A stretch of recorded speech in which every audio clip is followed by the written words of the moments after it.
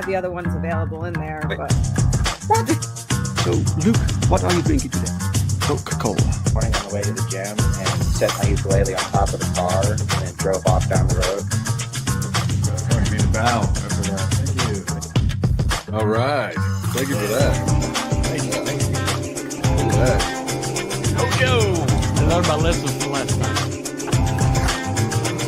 What a welcome, thank you. I drink the most fruity drinks imaginable. It's laundry day. it's laundry day. So you always wear hats with laundry day? I'm here to give you a favor, James. How'd you say? So how did you two meet? Well, there's these places in San Francisco. I think they're called bathhouses. It's like one of those things where everyone wants to focus on like the big events that happen, but day to day, what we're doing is we're on like one of our draw streams, smoking weed, making comics. It's chill. It's so much fun, and like Oh, man, I'm not a YouTuber. I do this because I want to sell comic books.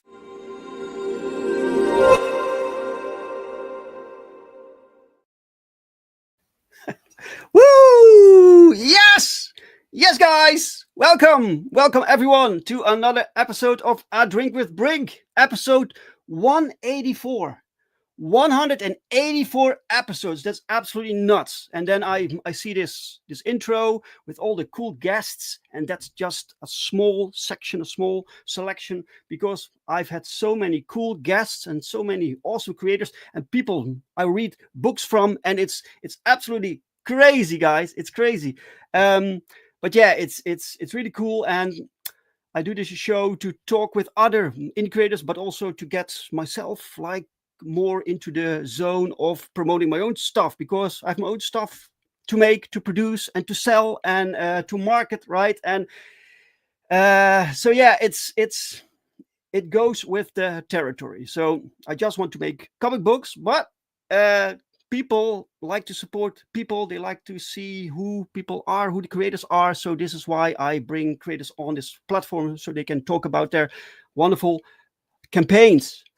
Right. I hope you're all having a fantastic weekend and a nice Sunday. I was just saying to my guest who is in the back room right now that it was pretty warm here, but then I heard it was 107 degrees where he is, and that sounds like you're boiling. So I have nothing to complain about. So I'm very comfortable here. And guys, I am working on Perfect 10 book 6, which is crazy. When I started the series, I never knew how far we would get with the series.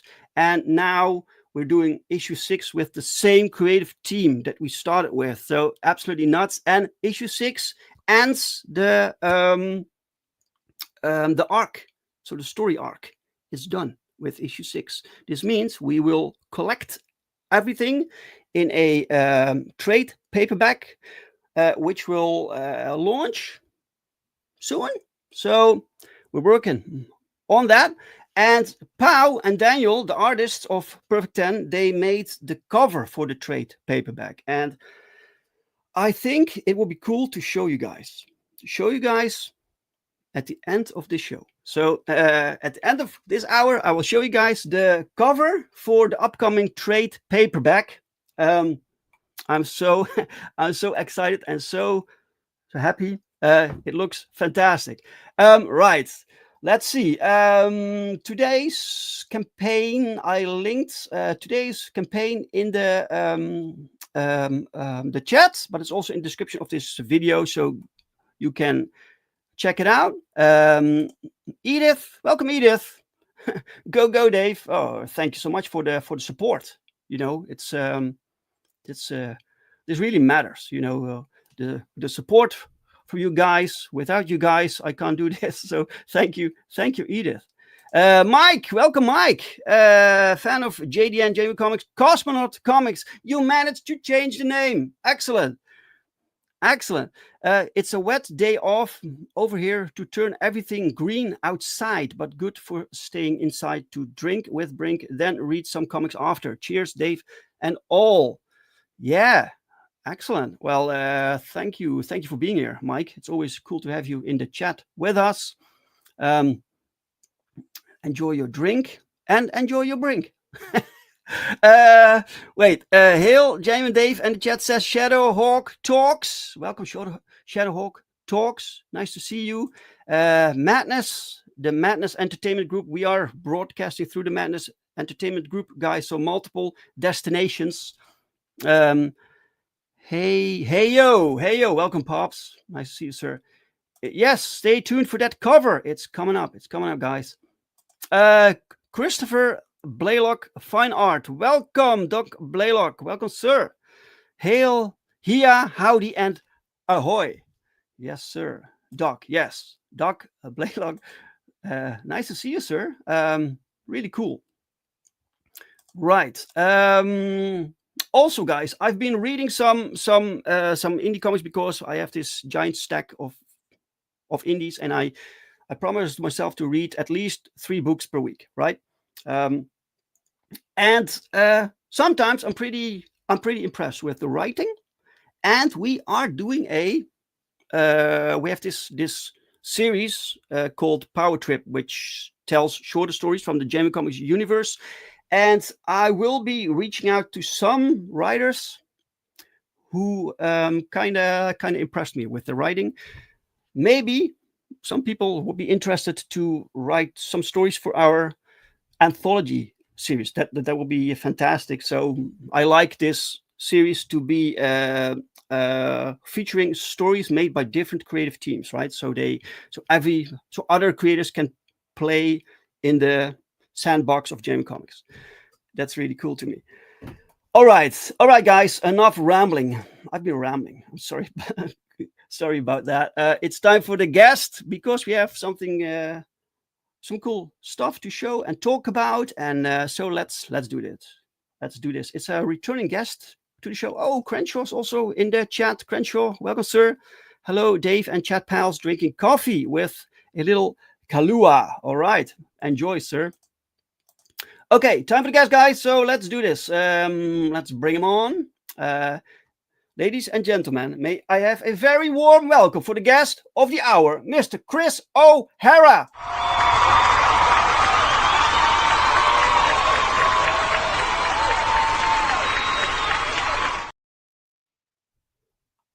Woo! Hey. There hello. Welcome, Chris. How's it going, Dave? It's been a while. The last time you It has. It's been a hot minute. We're back. Absolutely. So I see you are drinking something. So this tackles the first question. Perfect. What are you drinking? So I love the purple that you tend to tie in here. So I was like, you know what? Let me put my purple light on in the background. I want to fit in good. Nice. I got my Welch's grape energy drink, purple. We're branding today. Does it say Ghost on the? Yeah. It's called a Ghost energy drink. All right. It's poison. I'm drinking poison, but I'm very tired, and so I need a little pick me up today. And I'm not a coffee guy. Sorry. Yeah. Okay. So you're tired because of work or what's going on? No, very busy. Very busy. Yeah. I mean, I own the small press publisher BentBox, and so we're constantly. Right now I'm dealing with a deal between an artist and a writer, trying to help them work together. I have like 4 different stories I'm working on. We have a Comic-Con planned for November. So it's just busy. Holy shit. Pop says we call that Roku lighting. Yeah, it's basically Roku lighting. All right. Yeah. Welcome, Chris, says Mike. Doc Blaylock says, am I myself? Again? I think you always were, but your name changed, right? So yeah, your name changed now. The energy drink cans marketing looks effectively attractive, at least. It tastes good too. I'll throw that out there. It tastes good. Unfortunately, it tastes great. That's one of the too good. problems. It's too good. Right. So, Chris, you are a comic book creator and a entrepreneur. You have your own business called Yes, sir. BentBox Comics. You got it. Yeah. So first off, where did the name BentBox Comics come from? So it's not a funny story. I'm going to make it funny. So I was originally into indie games. I used to actually make 3D models and stuff like that. I went to school to actually be a game developer, but I'm not super interested in that anymore. I mean, I'm very interested in it. It's just the landscape in game development is almost more volatile than comics, interestingly enough. Right. So it's very unstable. So me and one of my buddies wanted to start kind of like a 3D model or a 3D asset business or website to where we could just create 3D assets, charge people for licensing fees, let them use it. And BentBox was going to be the name of it. And the main reason for that is it was basically about beveling. I don't know if anyone, this is probably very boring. I don't know if anyone understands 3D modeling or terms or anything like that, but beveling means taking a very sharp corner and making it slightly more rounded by just adding a couple polygons. That's called beveling? Beveling. Oh, Bevel. Right. Yeah, beveling. So for some reason, I like the alliteration. You know, that's a little Stan Lee of me. You got your Peter Parkers and everything. So I liked BentBox. It sounded like it rolled off the tongue well. And then when that kind of fell through, both my original partner John Shell and I started making comics, and we were trying to figure out branding and how we wanted to go about it. And I was like, hey, I got a logo made. I got a website already bought. Let's just add comics at the end of that bad boy and start making comics. That's awesome. So you're doing this together with John Shell. John Shell, yes. Yeah, I don't know if you've had him on. By the way, he loves your show. He's mentioned you frequently, and I mentioned because we're gonna maybe bounce Wingless off each other a little bit. I'll show you a little bit about it, but it's his book. I told him I would love to try and make sure that he gets on again for Wingless 2 when it goes live. But he was an original partner with me when we started BentBox. Since then, he's starting a family. He's getting very busy. He's got a main job right now, obviously, like most of us do, who are trying to hustle through this. But a lot of that has come into play to where now comics, he's still making comics, but it just needs to be a little bit more on the back burner so he can kind of focus on day-to-day life stuff. So sure. Yes. So he's going to do that. I'm basically the face, and I'm the company now. That's worth. You own the company together, or is it basically your thing and you brought him my on? thing? I brought him on because I wanted he's a good friend of mine, high school friend. He actually got me into comics. I originally I was really into comics a long time ago when I was a kid. My dad ended up leaving the family, and that kind of left he was my gateway into comics was that. And so when he left, I kind of just dropped comics. But then John started making comics about 3 or 4, 5, 6, 7 years ago. Who knows? Time is an illusion at this point. But it was a while ago. And when I saw it, it was just so cool. And so like, oh, this is a thing you can do. Like I can do this. Like I didn't realize, because I got into gaming. I wanted to tell stories via interactive media. I wanted to tell stories through gaming and having you play the character and really, walk in their shoes and everything. Sure. So all of my ideas were super story driven and character driven and narration based. So those are all my ideas. So and it's so hard to do a video game. I'm sorry. It's very hard to get a video game done. If you've done it before, or if you see someone working on an indie game, just props to them. It's insanely huge undertaking. So seeing comics as a secondary potential medium to tell my stories was just what it ended up being. That's really cool. So it was actually John's comic that got you into comics. Yeah, his original comic, The Last Wand. Right. That's what got me into comics. And now I don't know how many books he has out now. He's got a lot. He's got like 6 or 7 out. Wow. I think I only have 3 or 4. No, 5, something like that. I've lost count now, but because I'm working on so many at the same time. But yeah, he got me into it, and then I keep saying I got the bug. I got bit and I got the bug. So now it's just Okay. I So really like what making did it. so after you discovered like comics as a interest, what kind of books did you pick up? So the interesting thing about that is, and John will probably echo my thought here, is I was very into the big two, the mainstream comics back in the day with my dad. My dad used to ink for Marvel a long time ago before I was actually born. He ended up quitting, but we had I have like a interesting backstory with all this, but like Okay. I had tons of books. I had walk-in closets filled with boxes like these up here, just comics on comics on comics. So that was my whole childhood. So I was very familiar with I'm going too fast. So your dad worked as a inker at Marvel? Yeah, it's like I guess like a low-level inker at Marvel for a stint of time. He ended up pitching them he was inking the regular stuff. He ended up pitching them his own story, and pride got the better of him, and they basically said it needs more work, come back to us in a couple when you really get better and stuff like that. And he quit, and I'm like, that's insane. And but anyway, he's a man of poor choices, we'll just say that much. But still really cool backstory. So that was my childhood, was comics. And then when I dropped comics, I was about 8 years old, and then I didn't read a comic until I was 31, 32 when I started making comics. So that's interesting. It's I always were surrounded by comic books, but you didn't have like the it was insane. No. I mean, I did when I was young, and then I just dropped it. I was like, all right, I'm done, or I'm not interested. So unfortunately, and I get in positions where I feel fraud-esque, where people will be like, oh man, what about the run of this guy where this happened? I'm like, sure, yeah, that was really cool, guys.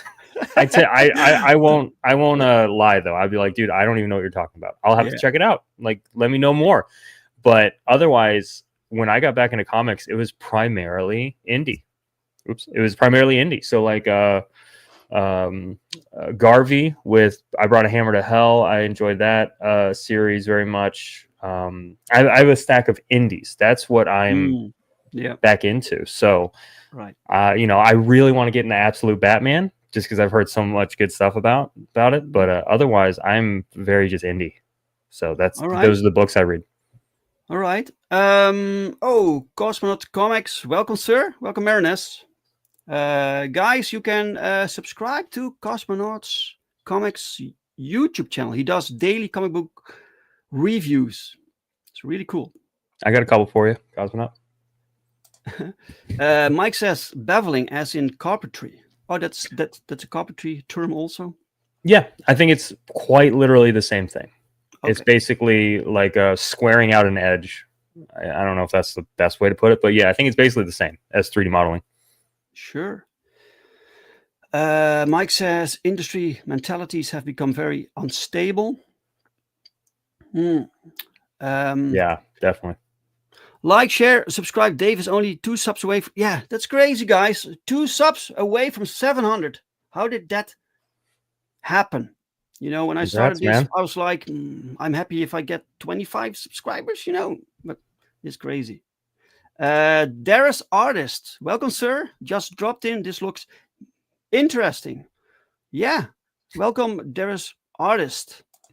So why did you lose interest in making games? So games was my passion. When I dropped comics, I picked up gaming. So I've been a gamer my whole life, all the way from the original Nintendo to Super Nintendo, everywhere up.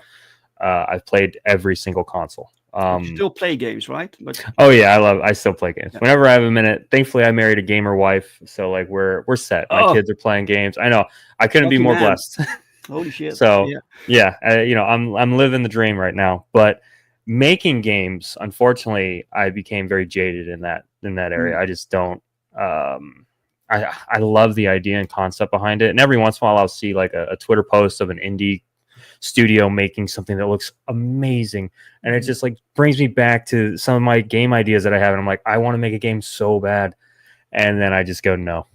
I literally had to tell my brain, no, you're in comics now, and you love that too. So stick with that, and you're better at it, to be completely honest. So I lost gaming because I went to school for it, and then next thing I know, the practices in modern in mainstream gaming studios appears to be, hey, we got a really cool game idea, we're gonna make it.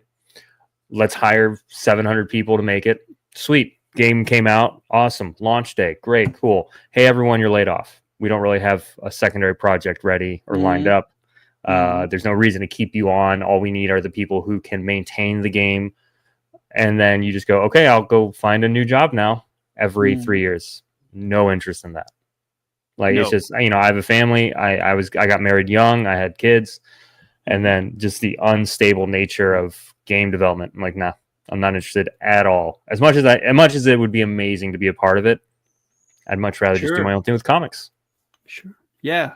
But even making your own game as a one-man show, your own thing, that's a lot of work, a lot of so much work, man. Yeah. Yeah. I mean, don't get me wrong. I have a game idea. Because there's been a lot of people that talk about innovation with comics lately. And, John and I have had a lot of discussions on this, on how BentBox can innovate and kind of help indie comics to grow and help put more eyes on it. Maybe not even comic collector eyes, just people that aren't into comics, but bring people into comics. So we're trying to figure out ways to do that. I have a couple ideas for fun games, like a mobile game or a video game that could tie in with some of our IPs, but who knows when that'll come about or if it even will. But, there's still that in the back of my head for sure. I still have a love for it. Cool. So you have, so BentBox Comics started for you to publish your own work, right? But now you're also publishing other people's books, right? Yeah. So you're actually a publishing house right now. Oddly enough, wasn't necessarily planning it, but that was another one of those interesting things where John and I have kind of built a lot of things together and kind of bounced a lot of ideas off each other. We're both very creative and we have a ton of passion for whatever we're passionate about. We're going to bring some passion for it. So it was nice to be able to work with him on things, and that included turning BentBox into a publishing house. And one of the main concepts behind that was, Artificial was the first book I made. I made Artificial 1, which I believe is what I came onto your show originally for, which was a while ago. And so after Artificial 1, I noticed a trend of indies having a hard time making, issue 2 will be out maybe in a year. That's my budget. That's my timing. Cool. I'll see you guys in a year. That's sucks. and it also doesn't help with traction. So we when I discussed with John, that's when John joined BentBox, and it was nice to be like, hey, Artificial just came out, but guess what, John Shell is coming out with Wingless in 2 months. Cool. Now they have something else to look forward to from BentBox. And then as soon as Wingless came out, we had Orium by John Orozco, which was, I think, our first I want to call him random, but our first just random guy who were like, hey, we would love to publish your book. So that came out a couple months later. So it started turning into a way to we felt it was a necessity to become a publishing house just to grow both of our brands or both of our books in a way to where we can kind of piggyback off each other. We can both grow our audiences, but then also use our audiences together. So sure, the people who backed Artificial, a lot of them backed Wingless because it's BentBox. And it kind of, they see the quality. And that's honestly, I had a conversation with a guy at a recent Comic-Con. We do a lot of Comic-Cons, a lot of boots on the ground work. And I had a conversation with a guy there, and he goes, I bought one of your books at the last con. I want to say it was Artificial, which was the flattering part about it. He said, I bought Artificial at the last con. I would like to buy everything you have now. That was his sentiment was, this was good. Are the rest like this? And I'm like, yeah, they're all good. They're all good quality. We have great artists. I would love to say I am a great writer, but yet to be seen. And so, but he basically took the bait. He was like, I would love to read all of them now because it says BentBox on the top. Yeah. And I was like, that's exactly what we wanted. So you reach out to creators of books that you find interesting, appealing, or that fit within certain look or framework that you're looking for your? Kind of. Is there a certain aesthetic or theme or something you look for? I'm so, as much as this might not serve me in the future, it currently is serving me well. I'm very gut oriented, as in when I see a book, I know I have a gut reaction to it. And when I have that, I was like, oh man, I love this art style. This is weird, different, original. Haven't seen this very often. Yes. This character design is really cool. See the guy who wrote it. Awesome. And then I look into the art, the artist. I kind of go on that rabbit trail, and I go hunting, is what I call it, for different projects that catch my eye. So yeah, there isn't quite like a checklist. I would never go as far as to say a checklist, but I would definitely say that originality speaks to me. You know, creativity when it comes to page flow and layout. Like I want to see the full page. I have a lot of things that when it does check those boxes, I reach out immediately.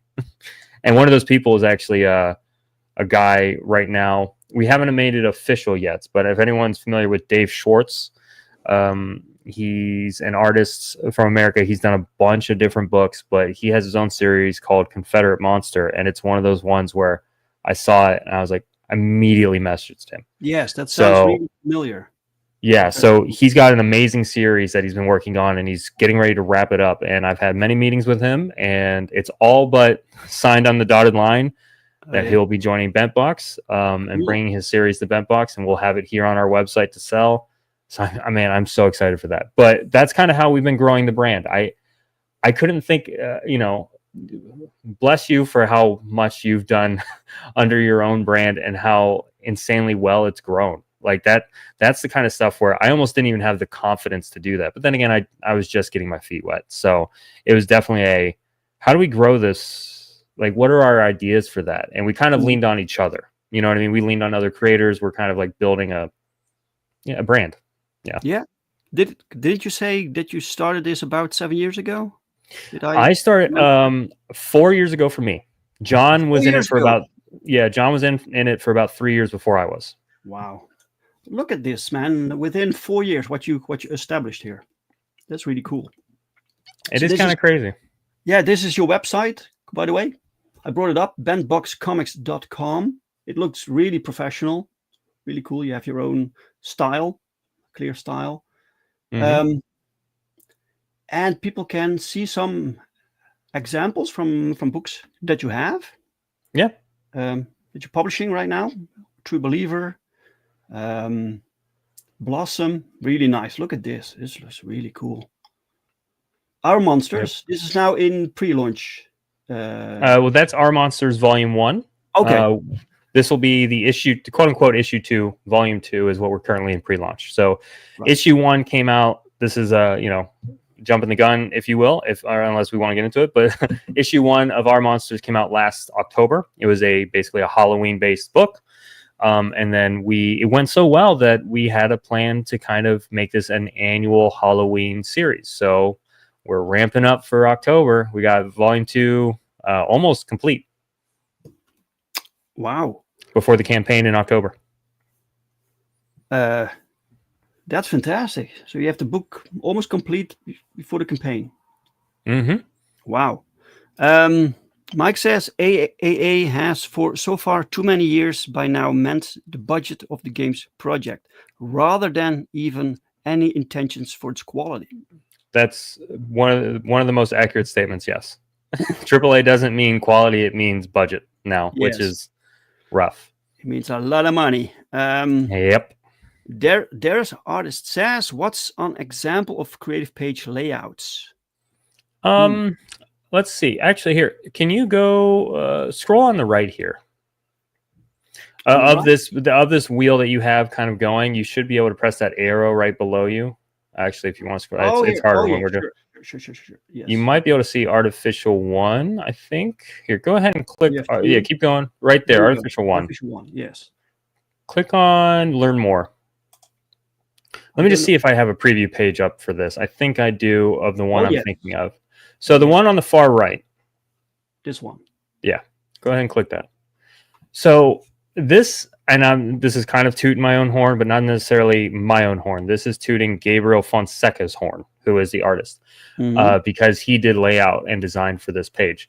But anyway, it's one of those things where it's really hard to put a finger on it. But just because you said an example of a creative page or layout, my mind immediately went to this just because I loved what he did with this so much. Basically splitting the bottom two panels with a silhouette version of Vincent Van Gogh holding the gun is the divider for the two panels.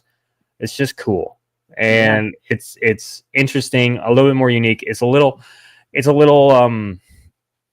I don't know. I might call it busy, but I just like it. Yeah, but this is fun. You know, you read a comic book, you see this layout, and the layouts. That's fun. It looks like very, very creative. Wow, how did they come up with that? That's really cool. That's just Gabriel, and this was Gabriel's first comic, so like he didn't even have a point of reference either. He was just having fun. Honestly, holy fun. Shit! Wow. Yeah, 100% fun. And so that's kind of what I like to see. I like to see a book that's fun. You know, that's what I like. I hope you guys can see it. I can't zoom in from here. Mike says, nice choice page for artificial, Chris. And Pops is sharing the link for the Kickstarter, Our Monsters Volume 1 and 2. So you can visit that if you like. Really cool. And then we have here another page. Yeah, very atmospheric. Yeah, that one's more atmospheric is definitely a good word for that one. Really nice. It's also a nice contrast between the black and white and then the color work. Yeah, that was my favorite about the series, is doing the propaganda edition, which is what this is called. It's the spot color work, a little bit of black and white with a spot of color. But yeah, really nice. It feels a little egotistical when you say what's a good page and I go to my own page, but that's what I meant. That's what I had in mind when I was like, this is what really turned me on to the artist, and this project was that. I love these all these covers are just phenomenal. Worlds Forgotten. Worlds Forgotten is by far our most popular book at the moment digitally. Okay. I don't know. On Global Comics, if anyone's familiar with Global Comics, highly recommend going and checking it out. But Global Comics, Worlds Forgotten is our #1 book on there digitally. Everyone loves it on there. Wow. So people can find all your books also on Global Comics? Yep. And a lot of them are free. We've given a lot of issue 1s away for free. So you can go on, if you're not really sure about Worlds Forgotten, go on there and check it out. Read issue 1 for free. Read issue 1 of Artificial for free. Blossom is free. We got a bunch of free stuff on there for you to read. So what do you think is the reason that a book like Worlds Forgotten is more popular? Is there a way for you to figure out what makes one title more popular than the other? I will give 2 quick answers. The reason I think Worlds Forgotten is most popular is because we had just started our Global Comics account, and we wanted people to have an easy way in, and this was one of John's earliest comics, and so he offered to put it on there for free digitally. So when we joined, we made the announcement, hey everyone, come check out our page, you get a free comic, come check out Worlds Forgotten #1. It blew up. So I'm not necessarily saying it's for what that's worth is what I'm trying to say, is like, I don't know if there's like a specific, now then again, it's very fun, it's very colorful, it has some anime-esque vibes, it's very accessible of a book, very engaging. I'm a big fan of this series by John. I think he's killing it on it. That said, I'm going to point out, recently we're working with an artist, it's not on here at all, but his name's Roy Stroyer from Israel. He's working on his own project called Saga of Strays. We recently put a prologue of Saga of Strays, which I think is only 14 pages, on Global Comics. That thing I think it's quite literally only because of the art. It's so incredibly beautiful and detailed that I think that one blew up just because of the art. Like his books, I think, at like 10,000 views, and it's only been on there for a little bit. Sure. Yeah. There's Orion by John Orozco. He was our first quote unquote get. Oh yeah. Right. So I am like, I publish only my own things, right? Right. And it's a lot of work. So I'm baffled that you managed to also publish other people's material. It's fun. It's honestly a lot of fun because one of the benefits to it is we actually get to edit our own books. So like we typically don't hire an editor. It becomes a, hey Chris, could you read Orium #2? And let's go back and let's edit it together. Hey John, can you check out this layout of this page? What do you think? Yeah, it looks good. No, I think you should change that. It turns into more, the word would be like a collective almost of creators where we're just, making books, our own creator-owned books, but then we're able to kind of bounce the ideas off each other, make sure it's all top-notch. Right. It's a lot of fun, man. I'm having a blast doing it. We'll just say that much. Yeah, that sounds like fun. But what are the biggest challenges when you have to publish other people's books? I mean, obviously, I have a ton of group chats and Discords and this and that, and remembering to message John about Orium #2 and check in on him and see how things are going. Like the amount of books we have in only 4 years is kind of a lot. I'm not going to lie. Once again, not tooting my own horn, but it is like we kind of started ramping up pretty quickly to the point where it's a lot to manage. You know what I mean? And being honestly the sole, because John used to help me with some things, but he's just super busy right now. And I'd rather him focus honestly on his family life. And I'd like him to focus on making good comics because that's what he's good at. Sure. I'll handle the business side of things. So it's kind of been, it's busy. I don't know. I wouldn't really say there's too many challenges to it yet. It's very enjoyable for me. I love working with people. I love working with talented creators, and it's just busy. It just means I have more to do. Do you run campaigns for all these books, or? Most of them are. So our current model is you are in charge of your book. We do not need to have any creative or creative overreach on your book. We don't need to have anything monetarily either. Right there, True Believer is by Jeff Morris. That's his first published comic. He did it all on his own. It did very well. It's just published under us. So that means that whenever it becomes, in circulation, quote unquote circulation, it's on our website. We push it. It's digitally under our platform. So it's kind of like a one-stop shop for all these indie creators that are all indie owned. So that's his book. He handles it all on his own. That said, Roy Stroyer, the guy who's doing Saga of Strays, more than likely we will run that campaign as BentBox. The BentBox Kickstarter campaign or profile will probably run that for him. And then I have another creator right now looking to create a book that's going to be kind of like a young adult fantasy book that looks like a lot of fun. That, because it's his first book, will probably help and run that campaign for him.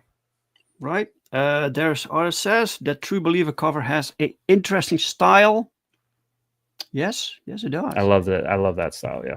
Mike says a great spread of very indie looking, interesting looking titles. Chris, very well done, sir. Thank you. Yeah, it's a nice collection. And so, are these books also printed? People can get them physically. Yeah, it's all available through print and digitally right now. So I will say this right now: we are currently working on switching websites. So what you're looking at right now is our current live website, and we are, as we speak, like I just had a meeting with a guy before jumping on here, developing our website on Shopify. It's just going to be easier for us, especially with cons and things. So it's going to look very similar, but like some of the functionality here doesn't quite work, but that's because we're really focused on making sure the next the updated website's correct. But all that said, yes, all of our books are available on our website for print. And we also, the majority of them are $6.99. We wanted to make it as close to a, mainstream price as possible.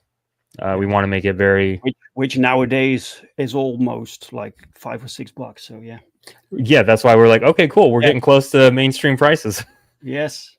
So because but sorry for my questions, but I find this No, I love it. fascinating. So do you also print the books and store them, or Yeah. do these? Yeah.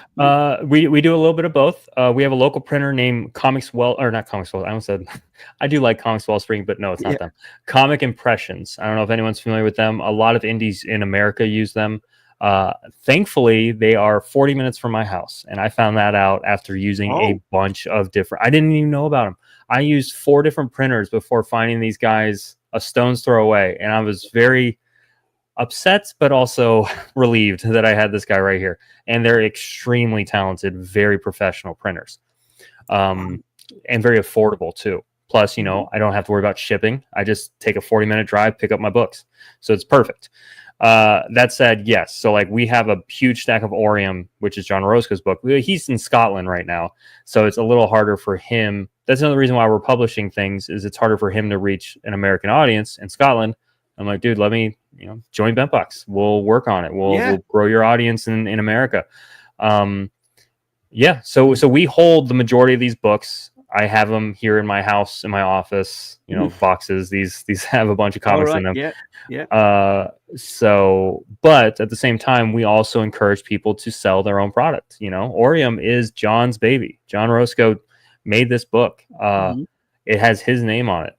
I tell all of our creators, hey man, if you have a local printer and you want to print your own books and go to cons and ship out to Scotland, do it. You know what I mean? Like, do whatever you can to make your book succeed and grow.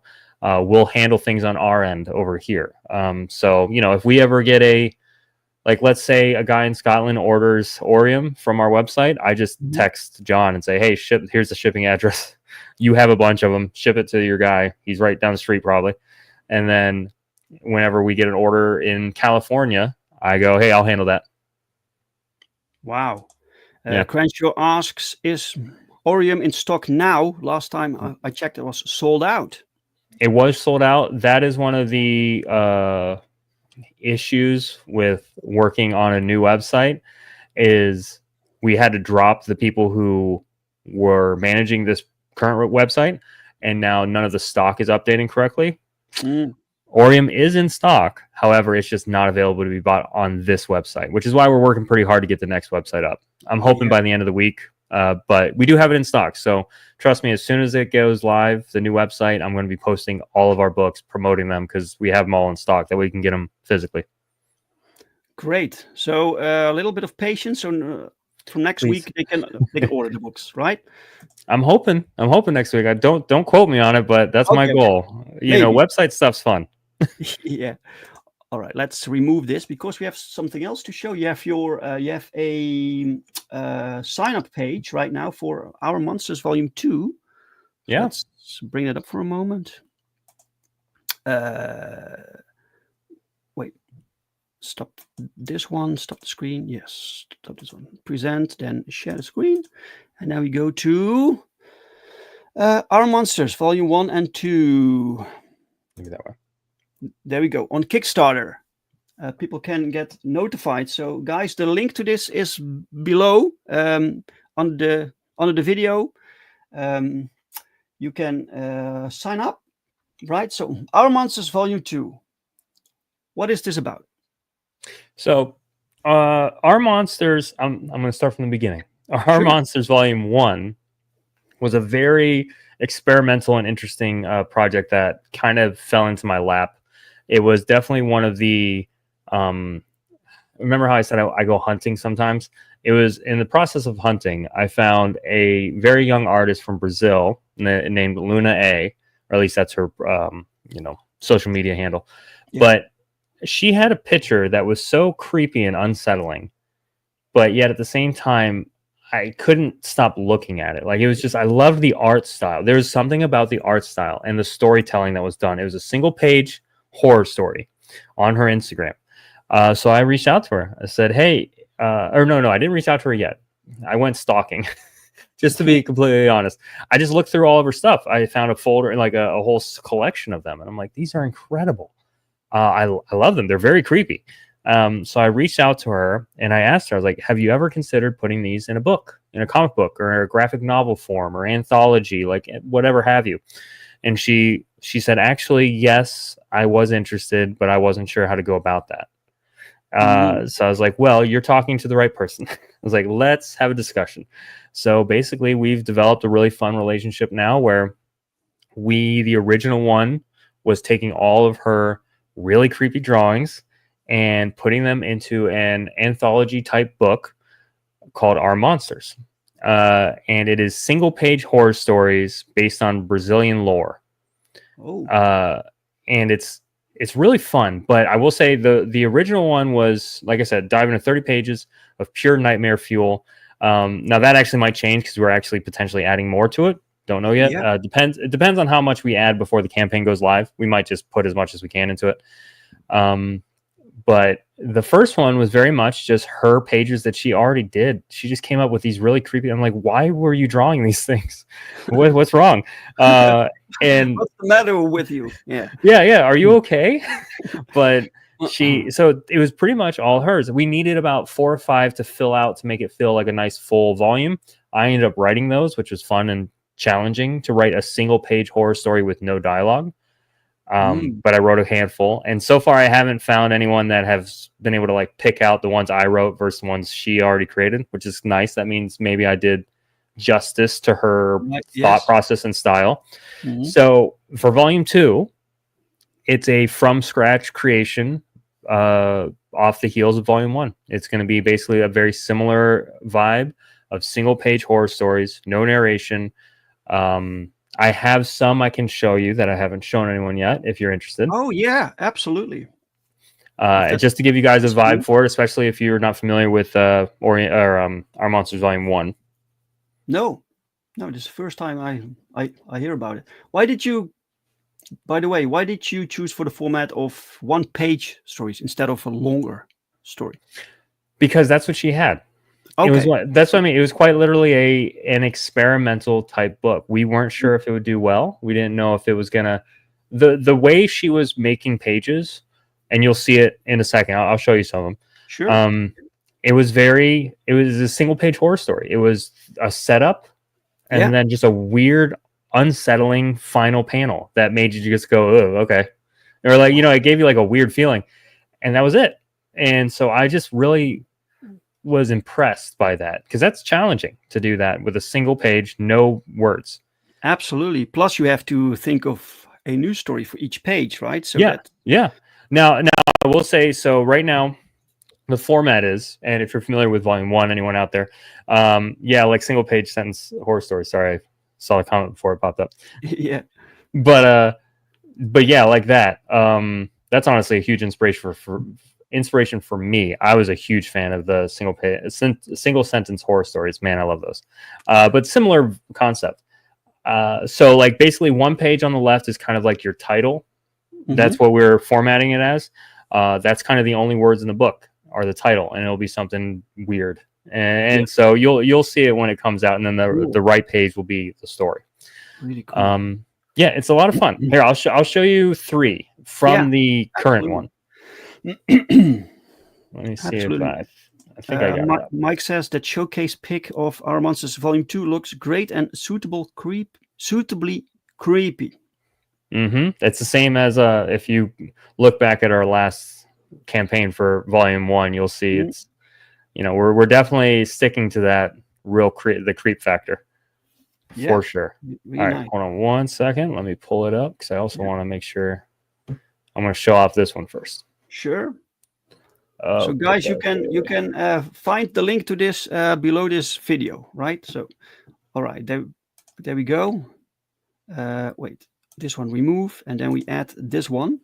There we go. This one. So this is from obviously the thumbnail. Yes. But this is kind of just her style, and I love it, and it's creepy. So this is a single page horror story for her. Like this is kind of the concept behind it. And the reason why we called it Our Monsters is that took a chunk of time to figure out what to call this book. Oh, she didn't. Series didn't have the title already. No, she had no. In all honesty, and Luna can hopefully she agrees and will back me up on this. Majority of this whole thing was me piecing it together because I really saw a ton of potential, and so it was Yes. let's collaborate on this. Let me format the book. Let me come up with the titles. Let me come up with the flow, which page goes where. Yeah, everything like that. And then I originally wanted to name it something in Portuguese because just go back to the roots of Brazil. And so I believe it's called like Nos Monstros. I believe it's something like that. Yeah. Well, that's the thing. I love the idea of that title, Nos Monstros. There's this title. There's a handful of people, John included, John Shell, who are like, some people might get turned off from it because they don't know what it means. And I'm like, okay, that's fair. But sometimes I don't care what people think. And sometimes that it could be a plus or a minus. Yeah, sometimes I think it works too. And I'm glad, you know what, you and I think alike. That said, what especially makes it extra creepy, I think, is the combination between the cutesy style and the horrific. So it's just these like unsettling pages. What's that? Oh shit! Holy shit! It's just creepy and weird, and I love it, man. And so that's literally what this whole book is. And then so those two were from Luna. This one I wrote. Okay. A little guy showing the drawing, and it shows his dad on the couch with some sort of Slender Man. Some sort of Slender Man, yeah. Cool. Yeah, so this is, and that's the story right there. That's all of it. Yeah. So with the first, did you write for this? For this one, I think I wrote about half of it, maybe. I think we really split this one in half. The last one I only wrote, I think, about 5 because she had so many. There's artist says I can see the horror techniques of Junji Ito in there. Yes, it kind of reminded me of Junji Ito. This is right. Yeah, he also has that style that's rather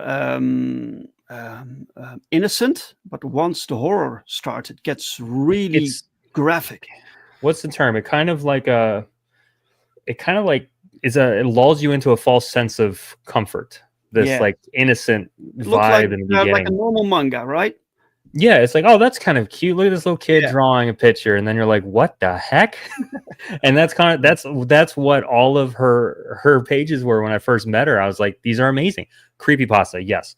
So if you're a fan of creepypasta, if you like single sentence horror stories, if you like scary things in general, you'll love Our Monsters Volume 2 and 1. It'll also be available. But it's been a ton of fun making this book. It's one of my favorite things that I've been a part of, for sure. Wow. And I'll go to sleep at night. The amount of times where I'm in bed thinking of horror stories for this book is not helpful, which is probably why I'm tired. Because last night I have a notepad. I messaged her on Instagram last night at 2 a.m. with a story idea, and it was just because I was sitting there imagining something really creepy. It's like, well, great. Get into this mindset. Crenshaw says, I feel like Monstrous is pretty darn close enough to Monster for people to understand. I agree. I mean, I honestly might mess around with that name later. We'll see. But yeah.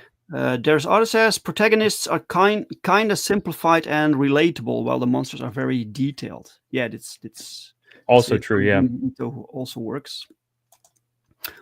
RJ William, welcome, sir. Welcome, RJ. Right, really cool, guys. Sign up to this campaign. When will it go live? Do you know? I'm planning October 1st, and we're gonna try and I'm keeping to that schedule. Every year there will be Our Monsters volume out that will go live on October 1st and will end on October 31st on Halloween. And my goal is, last year we had the book complete. So the campaign ended at noon on Halloween, and everyone got their digital copy by 2 p.m. That way, you can read your book on Halloween. That's perfect. That's my goal. So planning for it again, but we'll see. But so far, we're making good progress. I think we'll make it happen again. Wow. All right. We have one more thing to Yeah, let's do it. to check out, which is from your buddy John Shell. He has also a sign-up page from Wingless Fowl Play. So he has a couple of Wingless books under his belt now, right? Yep. This is the second book. Wingless 1, I believe, came out earlier last year, maybe mid-year last year. But yeah, so he's been working pretty hard on Wingless number 2. But the first one was called Born Different. This one's called Foul Play, but it's the second issue in the series. It's killer. It's definitely one of our this is one of our more popular series for sure. The amount of people that I get to Comic-Cons or I get at Comic-Cons that go, dude, when's Wingless 2 come out? I love you guys. It's not obnoxious at all. We're getting it out as fast as we can, but it definitely shows me the love for the series. So, this is issue 2. Yeah. You never know what catches on, So this is really good news. In the first issue, this guy was a little chick, a little baby bird. Mike says Wingless is definitely a memorable IP. Yep. And I saw some zombies. Yeah, this is a crazy combination. Suddenly. Yeah. Zombies. I got a little details on it. I don't know how much John wants. So once again, this is similar to what you just said. It's like, do you guys run campaigns for your creators? Not necessarily. That said, I do promo everyone's stuff because my goal is for John to make his book successful. And same with Orium, True Believer, all these guys. So my goal is, and honestly, I prefer to talk about their stuff over mine. Just I talk about mine enough. I'd rather talk about their stuff. All right. But so I'm promoting everyone's books as much as I can, especially if you come under the BentBox moniker. Wingless number 2, I've seen a good chunk of the book, and it's such a level up from issue 1 that I'm extremely excited for it. And issue 1 was beloved. We'll just say that everyone loved it so far. It's very like Don Bluth, old school Disney vibes. Is kind of the way he wanted to go with it, but wrapped up obviously in this revenge tale of Astro, this bird born without wings, loses his parents. Spoiler alert! In issue 1, and this is kind of the continuation of his wrathful path of vengeance. So this specifically speaking to the zombie idea, this is because Crowbar, which is the main villain, he's this crow. I love all the characters. They're all very memorable. They're all very just perfect. But Crowbar, right? Yeah. They're so great. But Crowbar comes into contact with a substance that was created by humans called phase, and it's a pseudo mind control type formula. And so this bird with very evil intentions then goes to use it. So that's kind of like a setup for a bit of how the story is going to go. So it has a lot of superhero elements, a lot of powers and mind control, and it's just going to be a lot of fun. It's a lot of fun. Wow. Yeah, you have some preview pages. Oh, I can zoom in a little. That's nice. So you can check out the art, guys. It looks really cool. Is it regarding its like the feel of the comic? Is it similar to the first one, or do you make a little like detour? No, it's similar to the first one. It's obviously a bit of a time jump. We have at the end of issue 1. Once again, these are spoilers. If you haven't read issue 1, highly recommend go check it out. It's on our Global Comics account. It's everywhere.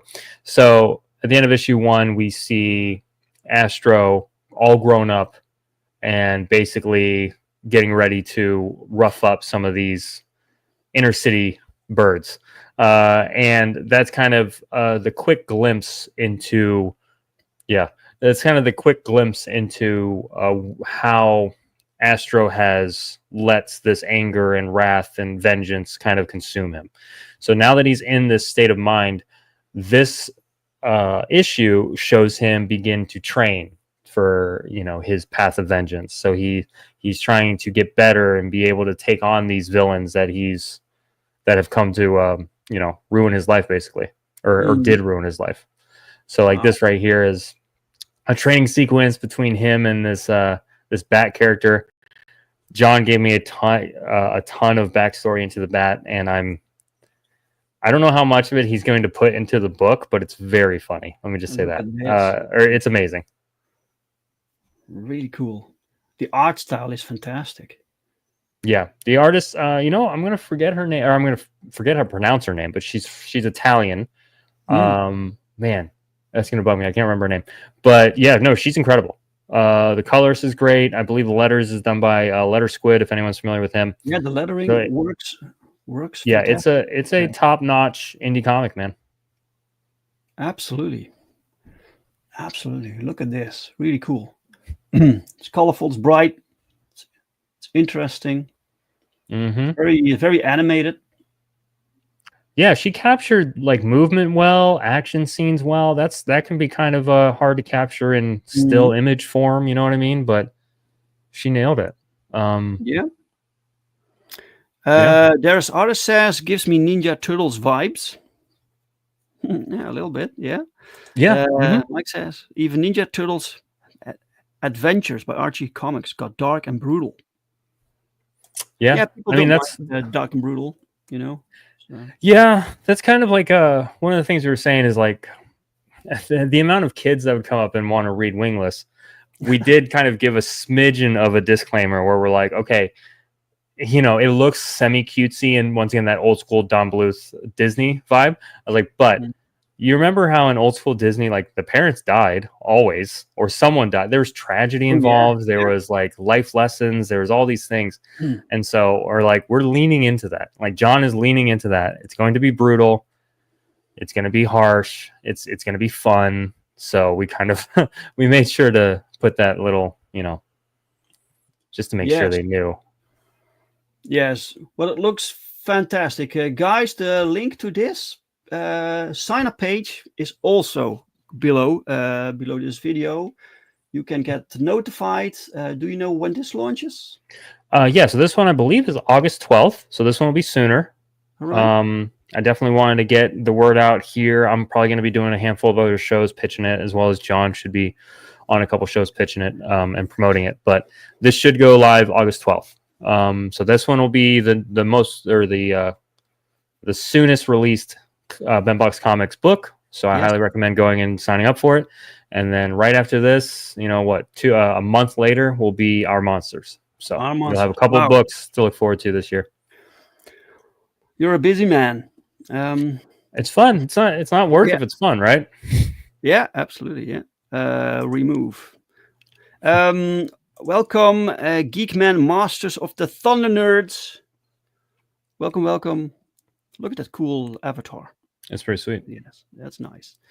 Mike says Italians know how to do Walt Disney Company animation into comic pages.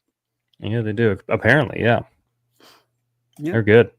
There's artist says there's an interesting interview of Don Bluth on YouTube, which really goes into the background of why all Don Bluth movies have orphans. Oh, okay. That's pretty sweet. I'll have to check that out. All right. Okay, Chris, that was awesome. So thank you for showing us this, and really cool. A lot of success, man, with your company and with your upcoming campaigns. Man. Yeah, right?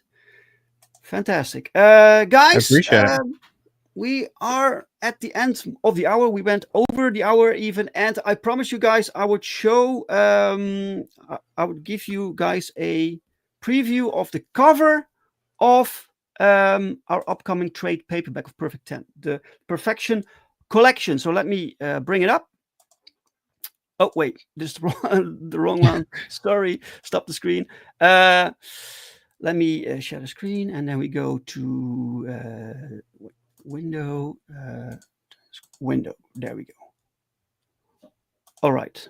So, guys, this is I put my own trade dress on it for now. It is at the publisher, it's Critical Blast, so they might change things up with the trade dress, but you get a idea, right? So there we go. This is the cover for our upcoming trade paperback. Perfect 10, the Perfection Collection. Let me zoom in a little bit so you can see it better. I've been wanting to call this the Perfection Collection for I for like the years. name, man. That's a good name. And we're finally here, guys. We made it. I didn't know if we would make it, right? If you were able to finish this series, but we did. So look at this, guys. And Pau did a fantastic job. Daniel colored this, so you have the art of the creative team of the series. So I don't like it when you have a different cover done by a different artist, right? So you know what you're going to get. And when Daniel colored this piece, he had it like full color, so everything in the back also colored. And I suggested to mute the colors, right? So 10 pops more. And now we have this, and this effect you also see in the comic book series, by the way, with flashbacks. So it's a familiar color set also. Yeah, really cool. I really love this. I love this, guys. I'm so excited about it. Geekman says, looks great. Thank you very much. Paperback, yes, paperback, finally. There's oh wait, we had that one, Height Current comic. Mike says, oh yes, Pau just knows how to draw women in poses, period. A master, absolutely. By the way, Dave, Perfect 10 issue 6 launch is still planned for sometime during this month of July. It was, but guys, I think it's not wise to do 2 campaigns. So I want to combine this. So together with the trade, we will also release the single issue of book 6, right? So people can get it together. So if you like to collect the single issues, you can get issue 6. Or if you're new to the series, you want to jump in, you can buy the trade. I am doing inventory right now to make sure I have plenty of single issues, but after that they won't be reprinted. So the only way to get the series after everything is sold out is with the trade paperback. All right. Oh, 58 Underground. Welcome, sir. 58 Underground. That is a fire. That is fire, Dave. Oh, thank you very much. All right, that was the sneaky peeky. So remove. So I was hoping we could launch this month. I'm not sure if we'll manage, but then we'll do it next month. So soon. The sooner the better. I'll keep you guys posted. Okay, stop the screen. Right, Chris, thanks again, sir, for being my guest for today. It was fun. It was interesting. And special thanks to the chat, to everyone watching right now and everyone watching from the replay. Thank you all so much for giving us your time. Very generous. If you like this conversation, please give this stream a like. And if you didn't like the conversation, give it a dislike. And I'm very sorry. I'll be back next week. So, oh, wait. Geekman Masters of the Thunder Nerds asked, may I ask who did the cover of this? The cover is made by Pau Rodriguez. He did the line work, and Daniel Rodriguez, he did the colors. And they are the same team who does the interior work of the entire series. All right. Thank you both, panel, gentlemen. Great books. Yes. Thank you all for showing up, guys. All right, guys, see you next weekend, and have a fantastic rest of your Sunday. Bye-bye. See you guys.